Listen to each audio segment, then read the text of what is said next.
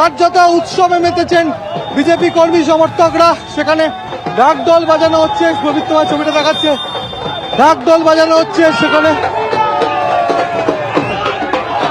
ঢাক বাজানো হচ্ছে। এই উপলক্ষে সকাল থেকে ঢাক ঢোল নিয়ে বিজেপি কর্মী সমর্থকরা উপস্থিত ছিলেন এবং সেখানে কিছুক্ষণ আগে ভোট পরবর্তী হিংসা মামলায় অভিযুক্ত তীর্থঙ্কর ঘোষ, যাকে ব্যারাকপুর মহকুমা আদালতে নিয়ে যাওয়া হলো এবং আজকে উৎসবের চোর বিদায় হয়েছে। চোর কিছুক্ষণ আগে তীর্থঙ্কর ঘোষ থেকে থানার লকআপ থেকে বার করে নিয়ে আসা হলো এবং তাকে এই মুহূর্তে নিয়ে যাওয়া হচ্ছে ব্যারাকপুর মহকুমা আদালতে।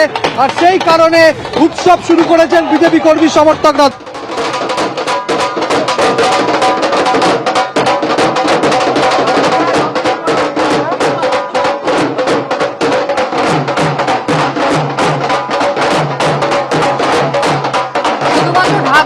সেলিব্রেশনই নয়, তার পাশাপাশি কিন্তু যখন একটু আগেই বের করা হলো তীর্থঙ্কর ঘোষকে ব্যারাকপুর মহকুমা আদালতে পেশ করার জন্য, তাকে পুলিশ কর্মীরা বের করলেন, সেই সময় তার উপরে তাকে লক্ষ্য করে এবং পুলিশের গাড়ি লক্ষ্য করে কিন্তু একের পর এক ডিম পর্যন্ত ছোড়া হলো।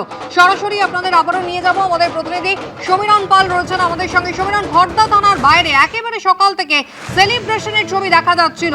শুধুমাত্র 2021-এর ভোট পরবর্তী হিংসা মামলাই নয়, এই তীর্থঙ্কর ঘোষের বিরুদ্ধে তো একাধিক অভিযোগ রয়েছে।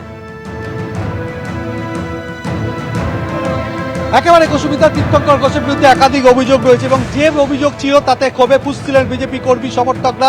তারা যাকে যখন লকআপ থেকে নিয়ে আসা হয় ব্যারাকপুর মহকুমা আদালতের উদ্দেশ্যে প্রিজন ভ্যানে তোলার সময় তাকে লক্ষ্য করে ডিম বৃষ্টি এবং এখনো প্রবীর তোমার ছবিটা দেখাচ্ছে যে রাস্তার উপরে প্রচুর ডিমের অংশ বিশেষ পড়ে রয়েছে এবং বিজেপি কর্মীরা রাস্তাতেই কার্যত উৎসবে মেতে উঠেছেন।